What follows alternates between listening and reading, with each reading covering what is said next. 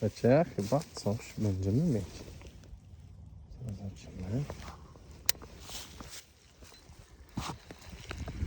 Nie. Nie wierzę w to.